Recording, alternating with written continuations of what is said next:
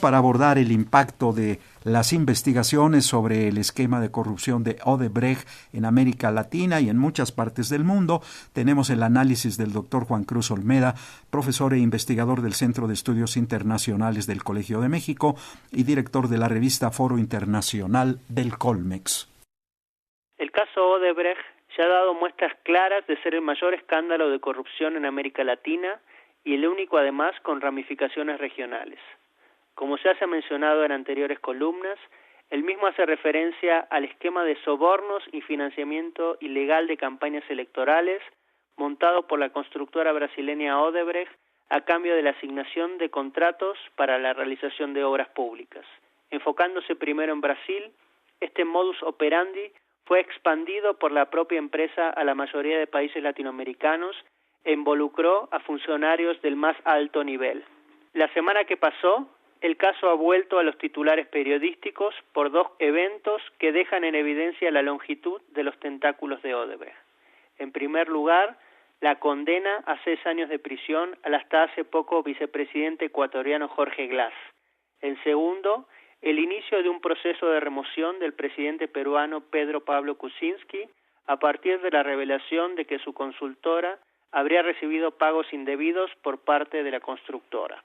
El caso de Glass es el primero en Ecuador en el que una corte emite una condena en relación con el affair Odebrecht y tiene además lugar en el contexto de una feroz pelea entre el actual presidente Lenín Moreno y el anterior Rafael Correa, a quien Glass continúa siendo muy cercano, por lo que muchos sostienen que se trata de una venganza política. Sin embargo, la propia empresa brasilera reconoció haber entregado a autoridades ecuatorianas $3,5 millones a cambio de contratos en momentos en los que Glass fungía como encargado de la obra pública. La presente condena, bajo la figura de la asociación ilícita, abre además la puerta para que sea investigado y procesado por otros delitos, como los de lavado de dinero, peculado, enriquecimiento ilícito. Algunos especulan con que eventualmente el propio Correa podría haberse implicado. Al conocerse la sentencia, el expresidente salió rápidamente a denunciar que se estaba condenando a alguien inocente, dando a entender que existen motivaciones políticas detrás de la sentencia. El caso peruano resulta aún más relevante ya que implica directamente al presidente en ejercicio. El pasado viernes, el Congreso determinó por 93 votos contra 17 que el próximo 21 de diciembre se debata la posibilidad de aplicar al presidente Kuczynski la figura de incapacidad moral para gobernar, lo que determinaría su alejamiento del cargo. La votación tuvo lugar a partir de una moción de la oposición, luego de que representantes de Odebrecht admitieran que la empresa pagó entre 2002 y 2014 una suma cercana a los $5 millones a dos consultoras ligadas al actual mandatario, mientras éste ocupaba importantes cargos en el gobierno de Alejandro Toledo. Al igual que en el caso de Ecuador, Kuczynski alega que el proceso responde principalmente a cuestiones políticas, acusando al fujimorismo, que cuenta con mayoría en el Congreso, de estar actuando con el objetivo de desestabilizar al gobierno. Por un lado, se remite a los antecedentes cercanos brindados por las reiteradas situaciones en las que el partido Fuerza Popular, comandado por Keiko Fujimori, hija del expresidente, utilizó su mayoría para remover ministros del actual gobierno. Por el otro, Kuczynski alega que al momento en que se realizaron los pagos, él no se encontraba gestionando directamente sus empresas y por lo tanto no estaba enterado de la situación. Dos cuestiones son importantes para entender mejor el contexto peruano. Por un lado, los votos a favor de considerar la destitución no solo correspondieron al fujimorismo, sino que incluyeron a representantes del aprismo y del Frente Amplio. Los dos últimos han declarado que votarán por aplicar la figura de incapacidad moral si el presidente no presenta antes su renuncia al cargo.